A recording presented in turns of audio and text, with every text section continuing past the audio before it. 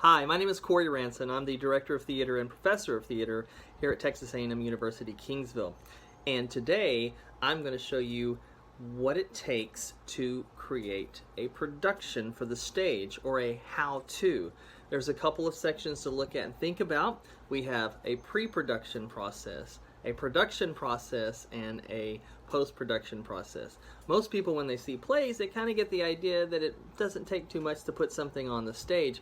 If you want to see a high-quality production, it's important that you go through this process. The process is very time-consuming, and the crafts of theater that come together to produce it require so much of everyone that's involved. Producing theater is great, and being a part of theater is amazing because it does help you learn how to be a good collaborator. A good collaborator is someone who works with people from different crafts, different jobs, and different parts of beginnings and occupations. So when we first start working on a play, we first have to decide on the planning for the play. What the play is going to be. Is it a text that's going to be devised or created, or is it a published text? And 90% of the time they're published texts, or texts that are complete. That process, it goes into pre-production. This process involves meeting and planning on how you're going to put up the play, usually through the visual leadership of a play director.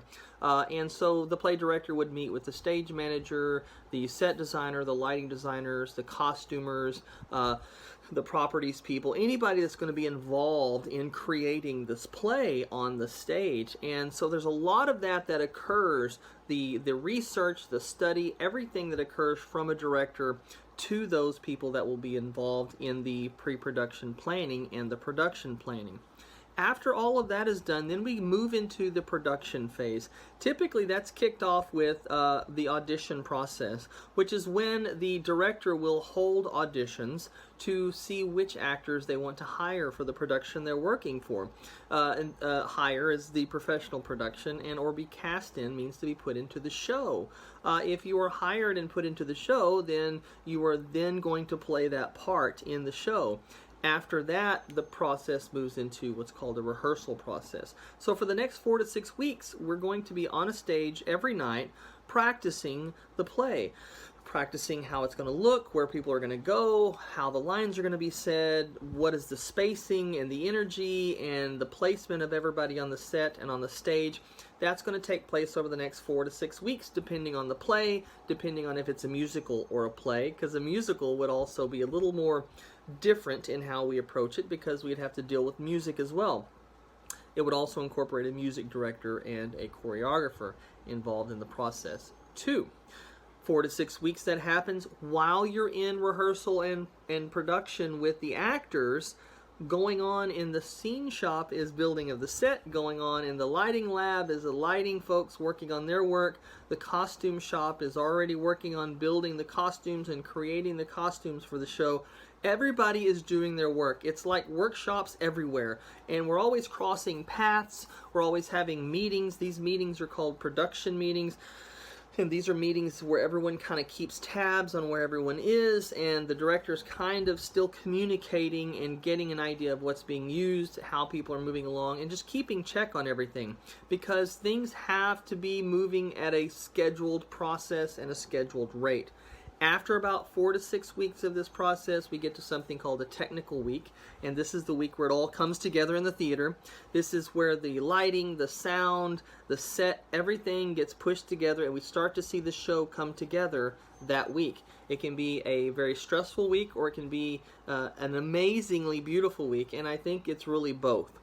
Because we're now seeing everybody bring their stuff to the table as to what the plan was. When that occurs, we get to a final dress process, which are the days where we're presenting the show in rehearsal without being interrupted. Then we get to final dress. We get to the final dress, which is the last rehearsal run with the full show. The play may go through a preview process, but then it will eventually open to the public.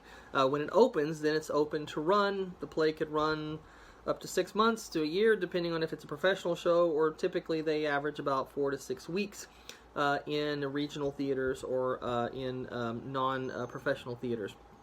So that process occurs, and it's a great opportunity for everybody involved because it's such a collaborative effort.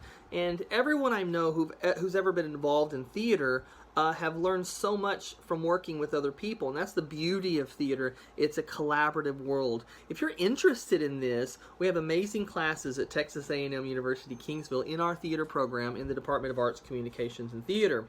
We have Introduction to Theater classes where you can learn about it. We have courses in acting and directing and design and in playwriting, and these courses will not only help you learn about theater and what it does, but also learn the skills to apply that in a production, or just learn that to apply that to your own skills in your own life, making you one of the better collaborators in whatever your field may be.